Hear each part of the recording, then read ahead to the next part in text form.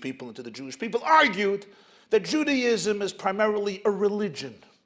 It's a culture. It's not a nationality. Jews are not a nation, and therefore they're not entitled to a homeland. There are Canadian Jews, and there are American Jews. There are Australian Jews and Russian Jews, Italian Jews and French Jews. Judaism is a religion. You could be in any country and be a citizen and still be a Jew. They're not entitled to a homeland. Herzog, Rabbi Dr. Herzog, Yaakov Herzog, wanted to know which nations do constitute a real nation. And he gave the example of the Greeks, the Italians. Those were real nations. The Jews were a fake pseudo-nation. They've been exiled for much of their history. They've been citizens in other countries for most of their long history. They're not a nation. They're a religion. And Dr. Herzog responded to Professor Toynbee. And the illustration that he gave, Rabbi Lau said, was the following illustration. He said, imagine for a moment, indulge my hypothesis, 3 Olympic airplanes come down from heaven. The first lands in Athens. And an old man comes out. You look at him and you could see that he has used his brain for deep scholastic and philosophical inquiry. And the man in the airport comes up to greet him and he says, welcome to Greece, what is your name? And the man says, my name is Socrates. He says, Socrates, have you ever been here before? He says, shame on you. You don't know who Socrates is? He says, I don't know. Who are you? He says, tell me, how is the Greek Empire doing? He says, the Greek Empire? The Greek Empire, Yizgadal v'Yizgadash. 2,400 years ago. Where have you been, Mr. Socrates? There's no Greek Empire. You mean the empire that Alexander the Great built is gone? Hey, of course it's gone. It's a relic of history. He says when people hear the word Greece, they don't sense the weight of the world. He says, no. He says, so what is Greece? He says, Kama country, a Nebachdika country, a member of NATO. He says, what's NATO? Explains to him what NATO is. He says, how is Greek philosophy doing? He says, Greek philosophy, a few professors still talk about it. He says, what do you talk about in cafeterias, in salons, in restaurants? You don't talk about the teachings of Socrates. You don't talk about Plato, the Republic. You don't talk about Aristotle. He says, nah. So what do you talk about? iPhone 7, iPhone 10, iPhone 11. Take me to the Acropolis. He says, for $9, I'll show you the remnants. Take me to Mount Olympus. There's nothing there. Take me to Zeus. Nobody worships at Zeus anymore. What do you worship? The Greek Orthodox Church. What's the Greek Orthodox Church? He says, where have you been? You haven't heard of Christianity? Socrates says, no. No such a thing in my days. What is Christianity? The man says, I'll make it brief. Every Jewish boy who grows up in a Jewish home with a Jewish mother is taught the same thing by his mother. Not only is he God's gift to humanity, but he is actually God himself. That's the message every good, healthy, functional, confident, stress-free Jewish mother imparts to her child. However, most Jewish boys at some point or another are lucky enough to marry a Jewish wife. And within a few months, usually a few weeks, and if you have a great wife, a few hours, she makes it clear to you, not only are you not God, not only are you not God's gift to humanity, but the question is if you're entitled to have an opinion. And most Jewish men, for the rest of their lives, are in therapy, trying to negotiate between the perspective of his wife and the perspective of his mother.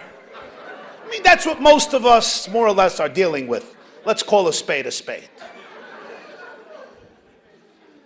He says, that's true about a lot of us. He says, but Yoshke never got married. Yeshu never got married. So what his mother taught him about himself, he held on to. And billions embraced it. Socrates looks at him and says, why aren't you speaking ancient Greek? He says, very few people know ancient Greek, some great scholars. What do you speak? Modern Greek. Socrates looks at him and says, this is not my Athens. Bye-bye. And he leaves. A second airplane lands in Rome. A man emerges, wounds on his chest. You could see he's a great statesman. Person in the airport comes up to greet him and says, welcome to Rome, what is your name? The man says, Julius Caesar. He says, from the Caesar salad. He says, you moron. In my days you could have been beheaded for such a comment. Tell me, how is the Roman Empire doing? He says, the Roman Empire? It's gone, obsolete. Call the Chevra Kadisha. 1700 years, tribute to your friend Constantine. There's no Roman Empire. He says, you mean when people hear the word Rome, dread doesn't set into their hearts? He says, no. So what are we?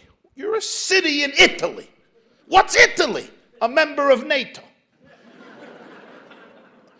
Take me to the Colosseum. For $8, I'll take you to the remnants. Take me to my gladiators. For $9, I'll show you the excavations. Take me to the Senate and the steps of the Senate where I uttered those fateful words, et tu brute, then Caesar falls. He says, friend, there's no Senate and no steps of the Senate. Take me to Jupiter. Nobody worships a Jupiter anymore. What do you worship? We have the Vatican. Caesar says, what's the Vatican? He says, Catholicism. He says, what's Catholicism? The Pope. What's the Pope? Who's the Pope? He says, you don't know about the Pope? No, I don't know about the Pope. He says, this is the Christianity. He says, what's Christianity? He says, here he goes. Every Jewish boy grows up with a Jewish mother. She tells him he's God. He gets married. His wife explains the truth. Yoshka never got married.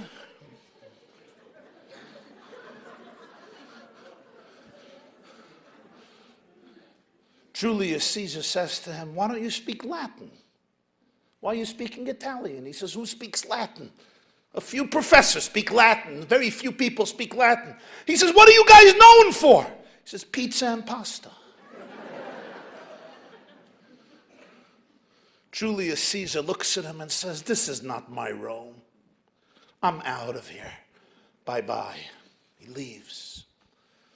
A third airplane lands in Tel Aviv, in the Ben Gurion airport. An old man comes out of the plane and somebody in the airport comes up and says two words, Shalom Aleichem. And he responds, Aleichem Shalom.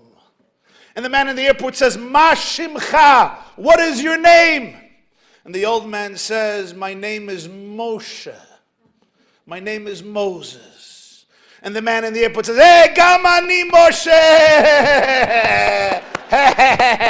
Ami Moshe, mi Tbilisi, Georgia. I made Aliyah 7 months ago. They already ripped me off. And by the way, I'm looking for a loan and an investor. Maybe you can help me. I'm starting a multi-billion-dollar company. If you come in with me now, you'll make good money. And if not, I need a loan also. Moshe!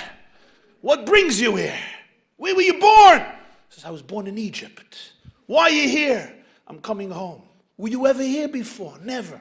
Why do you call it home? He says, 40 years I tried to get to this place. I walked and walked through the wilderness. I was almost at the border. I never made it here. Trust me, I gave my blood and sweat and tears for this place. I could call it home. And Moshe from Tbilisi, Georgia says, welcome home, my friend. An old man, Moshe, says, I have an awkward question. You know, in heaven, they don't feed you. I'm starving.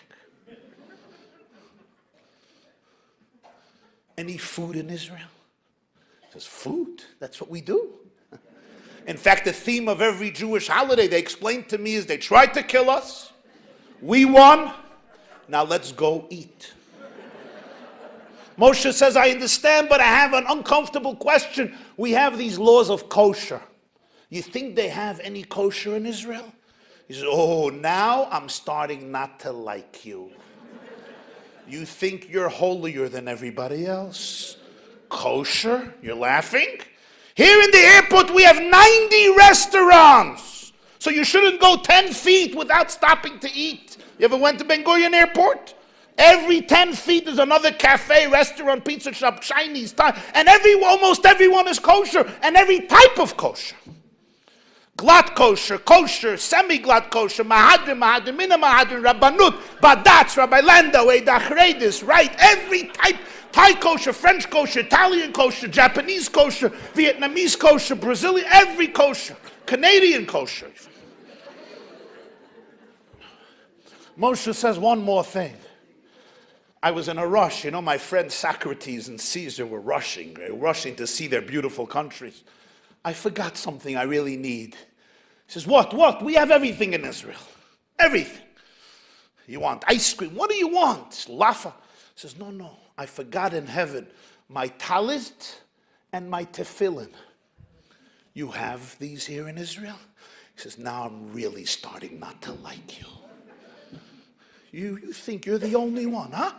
Of course we have it. In fact, he pulls up his sleeve. He says, take a look.